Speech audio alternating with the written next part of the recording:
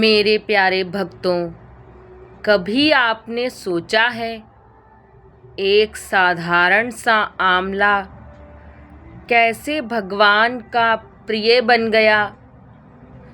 कैसे एक शिकारी जो जीवन भर पाप करता रहा, केवल एक रात के व्रत से राजा बन गया। आज हम सुनेंगे पवित्र आमलकी एकादशी की वह अद्भुत कथा जो जीवन को बदल देती है।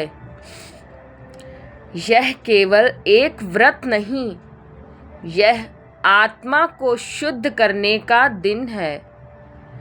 जो इस कथा को श्रद्धा से सुनता है, उसके जीवन से दुख धीरे धीरे समाप्त होने लगते हैं।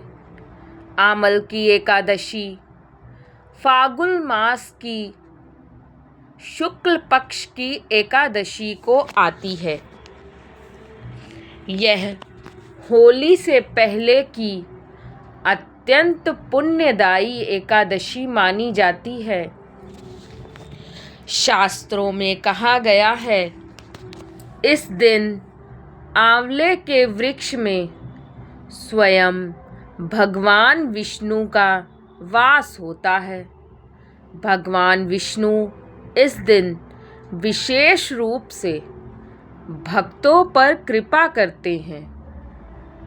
इस दिन किया गया व्रत पापों को नष्ट करता है, दरिद्रता दूर करता है, रोगों से रक्षा करता है, परिवार में शांति लाता है। व्रत का संकल्प और नियम: सुबह ब्रह्म मुहूर्त में उठें। स्नान करते समय यह संकल्प लें, हे भगवान, मैं आज आमलकी एकादशी का व्रत आपके चरणों में समर्पित करती हूँ। पीले या साफ वस्त्र पहने, घर के मंदिर में दीप प्रज्वलित करें, भगवान को पीले फूल अर्पित करें, तुलसी दल अवश्य चढ़ाएं। यदि संभव हो तो आंवले के वृक्ष के नीचे पूजा करें।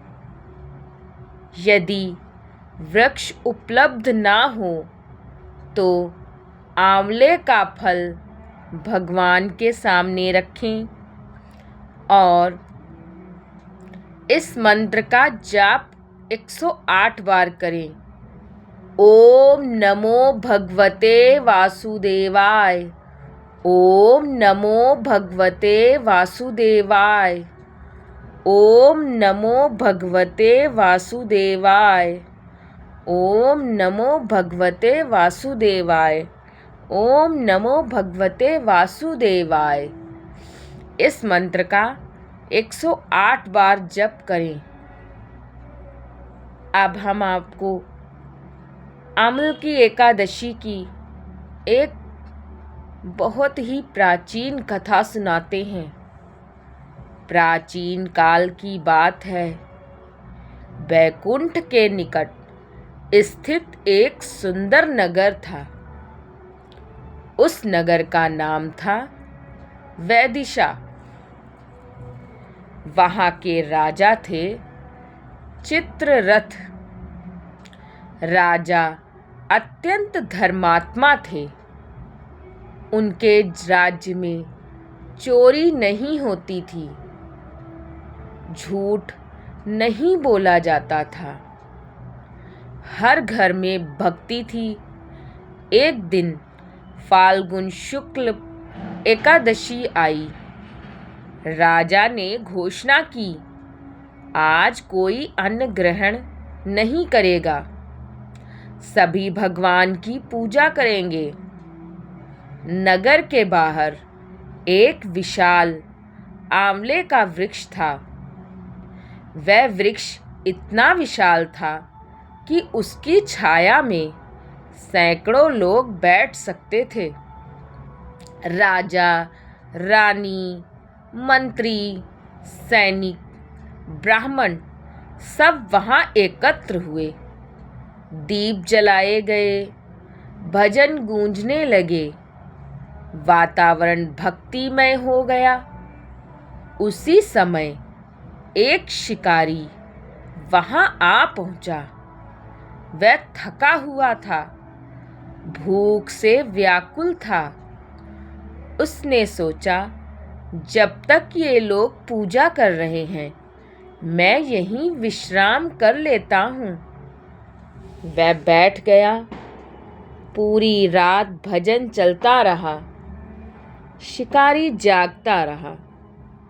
भूख के कारण उसने अन्न नहीं खाया। अनजाने में उसका व्रत हो गया। उसने कथा भी सुन ली, भजन भी सुन लिया। कुछ समय बाद उसकी मृत्यु हो गई। यमदूत उसे लेने आए, परंतु तभी दिव्य प्रकाश प्रकट हुआ। विष्णु के दूत आए और बोले, यह पापी नहीं, यह आमलकी एकादशी का व्रती है। उसके सारे पाप नष्ट हो गए। अगले जन्म में वह एक महान राजा बना। एक दिन शत्रुओं ने उस पर आक्रमण किया। वह अकेला पड़ गया। तभी आकाश से दिव्य तेज निकला। एक दिव्य स्त्री प्रकट हुई। उसने शत्रुओं का संहार कर दिया। राजा समझ गया, यह आमलकी एकादशी का फल है। यह कथा हमें क्या सिखाती है कि यदि अनजाने में किया गया व्रत इतना फल देता है, तो श्रद्धा से किया गया व्रत कितना फल देगा। आंवला, जिसे आयुर्वेद में अमृत कहा गया है, शरीर को शुद्ध करता है और यह व्रत आत्मा को शुद्ध करता है। आमलकी एकादशी की पारण विधि विस्तार से सुनिए। द्वादशी के दिन सूर्योदय के बाद पारण करें। पारण से पहले स्नान करें। भगवान को भोग लगाएं। तुलसी को जल अर्पित करें। फिर तुलसी युक्त जल ग्रहण करें। यदि संभव हो तो ब्राह्मण या गरीब को भोजन कराएं। आंवले का दान करें। विशेष सावधानियां जरूर बरतें। एकादशी में चावल ना खाएं। किसी पर भी क्रोध ना करें और एकादशी के दिन झूठ ना बोलें। और एकादशी के दिन हमें क्या करना चाहिए? एकादशी के दिन हमें अधिक से अधिक नाम जप करना चाहिए, भजन सुनना चाहिए, कथा सुननी चाहिए। यदि आपने श्रद्धा से यह कथा सुनी है, तो भगवान विष्णु आपके घर में सुख लाएं, आपके बच्चों की रक्षा करें, आपके परिवार को रोगों से बचाएं, आपके जीवन में समृद्धि लाएं। जो भी मनोकामना है, भगवान पूर्ण करें। जय श्री हरि।